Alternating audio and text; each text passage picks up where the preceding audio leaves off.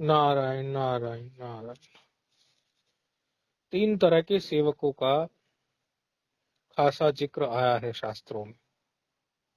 एक वो जो उत्तम, एक वो जो मध्यम, एक वो जो बिल्कुल निम्नतम स्तर पर बैठे हुए कनिष्ठ।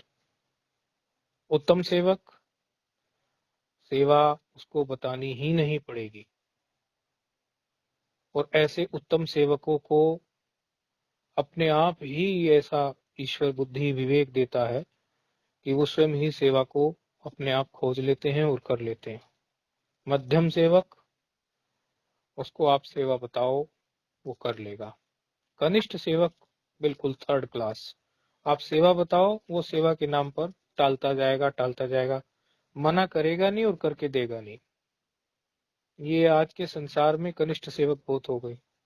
कम से कम व्यक्ति को मध्यम सेवक तो बना रहना चाहिए, जिसकी भी सेवा करे, साधु संत की, महात्मा की, किसी की भी सेवा करे, तो मध्यम सेवक तो बना रहना चाहिए कि सेवा बताई गई तो उस सेवा को कर दें, ऐसा नहीं कि उसमें टालते जाएं।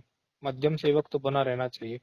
उत्तम कोई बन जाए तो फिर तो देखो, सिखों के गुरु, इतना बड़ा ये सेवा इन लोगों ने की, और इतना उसी समय से जब इतने आताताई मुगल इत्यादि आए और इतना कुछ हुआ, तो उनके माइंड में बस यही था कि आज्ञा सम नहीं साहिब सेवा, गुरु की आज्ञा है और बस हमें लग पड़ना है। और सेवा में आज देखो इतना सारा कुछ चल भी रहा है, और भी कई जगह सेवाएं होती हैं, बहुत सारी सेवा के संस्थान हैं, खूब सेवाएं हो रही हैं, कई सारे संप्रदाय हैं, सेवा हो रही है। जितने भी संस्थान टिके होते हैं, जो भी आपको बड़ी बड़ी कोई संस्था में बड़े बड़े कार्य भी दिखेंगे, वो केवल उन्हीं कुछ चंद लोगों के ऊपर टिके होते हैं। भले वो पिक्चर में नहीं होते, दिखते नहीं है, पिक्चर माना उनको दिखते नहीं है, वो लोग ही सेवा करते हैं चुपचाप।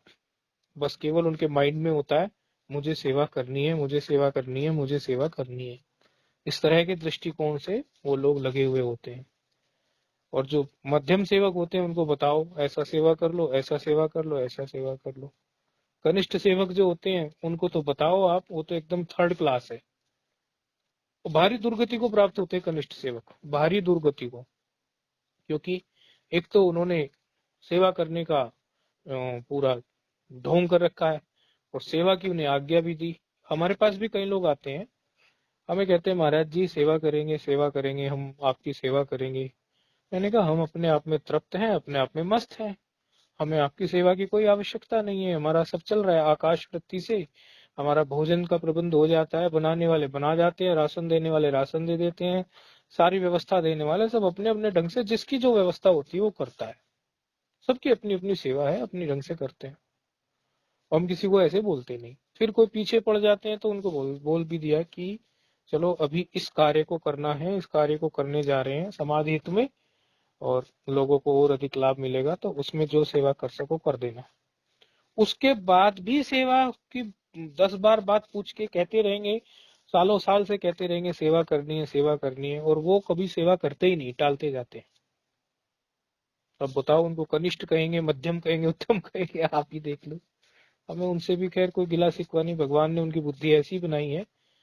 लेकिन प्राय ऐसा नहीं करना चाहिए। यदि आपने सेवा के लिए ऐसा बोला कि हम सेवा करेंगे, कि हमें सेवा बताइए गुरु महाराज, हमें सेवा बताइए महाराज जी, और फिर आपने इतने मुश्किल से तो उन्होंने सेवा आपको बताई, और फिर भी आप सेवा नहीं करते हो, तो ये बड़ा दोष है। ऐसा नहीं करना चाहिए। सेवा की महिमा जो है बड़ी है। जो व्यक्ति के अंदर बौद्धिक बल नहीं होता, आप देखो किसी भी व्यक्ति की यात्रा सेवा से ही शुरू होती है, आध्यात्मिक यात्रा। यदि किसी के पास बौद्धिक बल नहीं है, किसी के पास अधिक शास्त्र नहीं पढ़ सकता, तो उसको सेवा तो कर सकता है ना। यदि कोई व्यक्ति कि भाई मैं तो बहुत बड़ा शास्त्र नहीं पढ़ सकता, या मैं तो बहुत कर्म कांड नहीं कर सकता, बहुत जप नहीं कर सकता, सेवा तो कर सकता है। सेवा करने में उसका क्या जाएगा। और सेवा किसी भी प्रकार से कर सकता है व्यक्ति। सेवा का इतना बढ़िया वैरायटी बना के दी हुई है, तन से करो, मन से करो, धन से करो। आपके पास शारीरिक बल नहीं है तो आप धन से कर दीजिए जो आप सेवा कर सकते हो।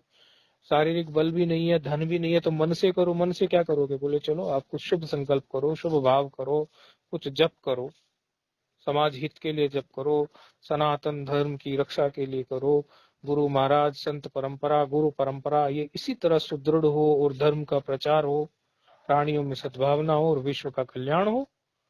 ऐसी ऐसी भावना करके आप जप कीजिए। आप किसी न किसी इष्ट को तो मानते होंगे, राम कृष्ण शिव, यदि नहीं मानते तो किसी एक को मान लीजिए, वो भी आप कर सकते हो।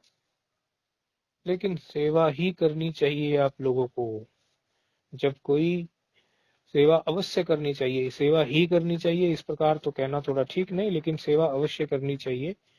आप देखिए, जाइए आप पंजाब में जाइए, आप कई जगह जाइए, महाराष्ट्र में जाइए, आप कई जगह जाइए, सभी जगह सभी तरह के लोग हैं। पंजाब में भी होंगे वो, लेकिन बहुतायत में आप देखिए लोग जो सेवा करते हैं, किस प्रकार सेवाएं चल रही हैं। पंढरपुर में किस प्रकार इतनी सेवा चलती है।